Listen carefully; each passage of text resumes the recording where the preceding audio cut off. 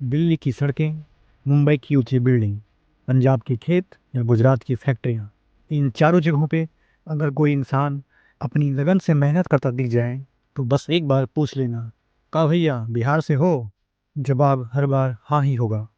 दुनिया कुछ भी बोली, बिहारी नेवर केयर्स।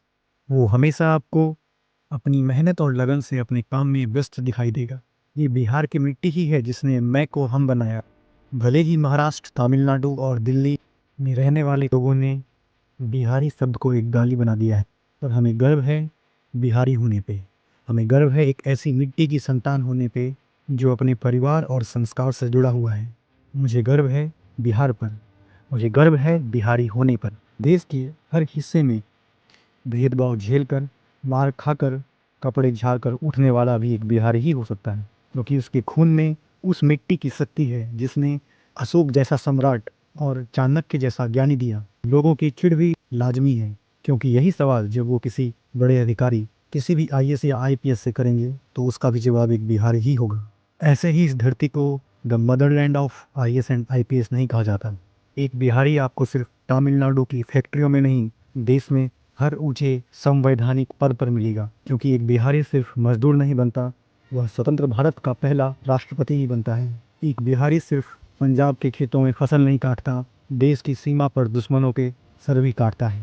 ये मिट्टी वो तपोभूमि है जिसने अपनी कोख से 3 धर्मों को जन्म दिया है। महात्मा बुद्ध और महावीर जैसे महान संतों ने इसी धरती पर जन्म लिया और पूरे विश्व को एक नई दिशा दी। अब बात करें फैक्ट और फिगर्स की, तो नालंदा यूनिवर्सिटी दुनिया की पहली रेसिडेंशियल यूनिवर्सिटी बनी, जहां वैदिक काल में कोरिया, चीन, जापान से छात्र पढ़ने आते थे। वैशाली बिहार का एक ऐसा स्थान जिसे दुनिया का पहला गणराज्य माना गया, जहाँ राजा नहीं जनता का शासन था। ये जो मुंबई और दिल्ली में रहने वाले सो कॉल्ड टीनेज बॉयज जो खुद को मॉडर्न कहते हैं और बिहार से आने वाले स्टूडेंट्स को बुली करते हैं, इनके मैथ्स के हर पेपर में आने वाला जीरो भी बिहार नहीं दिया है। Aryabhata who discovered zero is also from Bihar. अब अगर जीरो ना होता तो इन बच्चों की मार्कशीट पे क्या होता? और इनकी चिढ़ भी लाजमी है, क्योंकि ना तो ये एक बिहारी मजदूर को मेहनत में हरा सकते हैं, ना ही एक बिहारी स्टूडेंट को मैथ्स में। और जहाँ तक बात रहे फिजिकल कैपेबिलिटी की, तो अगर एक बार बिहारी सर पे गमछा बांध ले और अपनी पर आ जाए तो इन जैसे 5 को वहीं पटक कर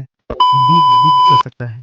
और अब लौटते हैं अपने फैक्ट्स और फिगर पे, तो विश्व विजेता सिकंदर को हराने वाला मौर्य वंश का चंद्रगुप्त मौर्य भी इसी बिहार की मिट्टी से था, जिसने पाटलिपुत्र को विश्व की पटल पे अंकित कर दिया। मौर्य वंश में पाटलिपुत्र पूरे इंडिया का ट्रेड सेंटर माना जाता था। देश की ये लंबी लंबी इमारतें, ये पंजाब के लहलहाते खेत और गुजरात की बड़ी बड़ी फैक्ट्रियां, ये सब रुक जाएंगे अगर एक बिहारी रुक गया तो। इसी मिट्टी पर बैठकर मेगास्थनीज ने भारत पे पहली पुस्तक इंडिका लिखी थी। फाहियान और इंसान ने बिहार की नजर से ही पूरे भारत को देखा और पूरे विश्व को नालंदा के ज्ञान से अवगत कराया। जब दुनिया जंगलों में घुमंतु जीवन जी रही थी तो बिहार वैदिक ज्ञान और तर्कपूर्ण शासन सिखा रहा था। बिहार हमेशा बड़े बड़े आंदोलनों का गढ़ रहा है, फिर चाहे वो महात्मा गांधी का चंपारण सत्याग्रह हो जिसने फ्रीडम मूवमेंट की नींव रखी, या फिर जयप्रकाश नारायण का वो भाषण जिसने इमरजेंसी में इंदिरा गांधी को धरती छोड़ने की बात कही।